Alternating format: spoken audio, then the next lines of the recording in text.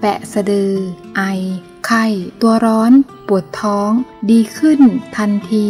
ดีขึ้นทันทีเพียงทำสิ่งนี้ก็บอกลาการไอเป็นไข้และปวดท้องประจำเดือนไปได้เลยลองทำตามตั้งแต่วันนี้แล้วอาการป่วยไข้ไอปวดท้องของคุณจะหายไปอย่างแน่นอนวิธีการบำรุงรักษาร่างกายแผนโบราณบางทีก็ไม่สามารถช่วยอะไรเราได้แต่เรื่องเหล่านี้จะไม่เกิดขึ้นหากเรารับการรักษาด้วยวิธีนี้คุณสามารถรักษาอาการป่วยหรือโรคต่างๆได้มากมายทั้งไข้หวัดใหญ่โรคหวัดไออาการปวดท้องขณะมีประจำเดือนหรือแม้แต่ปวดท้องปกติเพียงใช้สำลีชุบแอลกอฮอล์เข้มข้น 50% จุ่มลงในสะดือเท่านั้นสิ่งที่คุณต้องทำก็คือนำสำลีก้อนกลม1ก้อนชุบให้ชุ่มด้วยแอลกอฮอล์เข้มข้น 50% ปริมาณ2ช้อนโต๊ะที่เทใส่ในถ้วยไว้แล้วจากนั้นก็นำสำลีมาอุดไว้ที่สะดือของคุณและเมื่อคุณลองทำวิธีนี้คุณจะรู้สึกผ่อนคลายลงทันทีพร้อมกับความเจ็บปวดก็จะเริ่มหายไปโดยวิธีนี้ถือเป็นวิธีการหนึ่งที่ยอดเยี่ยมในการรักษาอาการบาดเจ็บของกล้ามเนื้อและตะคริวและถือเป็นการแก้ปัญหาอีกทางหนึ่งที่ดีกว่า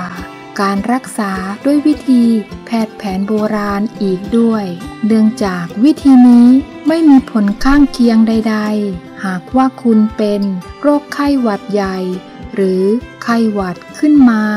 สิ่งที่ต้องทำนั้นคือแช่สำลีก้อนกลมให้ชุ่มด้วยแอลกอฮอล์แล้วบีบให้หมาดจากนั้นนำไปจุ่มไว้ในสะดือ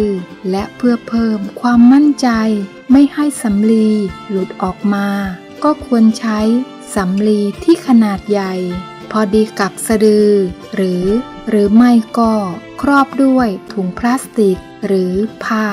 ส่วนใครที่ต้องการหายจากการปวดท้องประจำเดือนและปวดท้องปกติอย่างรวดเร็วจะต้องใช้มือกดสำลีชุบแอลกอฮอล์ค้างไว้ซึ่งทำได้โดยนอนหงายราบลงพื้นกดสำลีลงในสะดืออย่างเบามือและหากทำเองไม่สะดวกก็สามารถร้องขอให้คนอื่นมาช่วยเหลือได้เช่นกันในเวลาไม่นานคุณจะรู้สึกดีขึ้นไม่มีอาการเจ็บปวดใดๆไปอีกนานและแน่นอนว่าจะไม่เกิดผลข้างเคียงใดๆทั้งสิ้นลองทำดูตั้งแต่วันนี้แล้วอาการป่วยไข้ไอปวดท้องของคุณจะหายไปอย่างแน่นอนส่งต่อแชร์ให้กับเพื่อนๆคนที่รักและห่วงใยด้วยนะคะเพราะความสุขที่ยิ่งใหญ่คือการให้ขอให้ทุกท่านสุขภาพดีแข็งแรงขอให้ทุกท่านร่ำรวยเงินทองเจริญก้าวหน้ายิ่งขึ้นสุขกายสุขใจตลอดไปค่ะ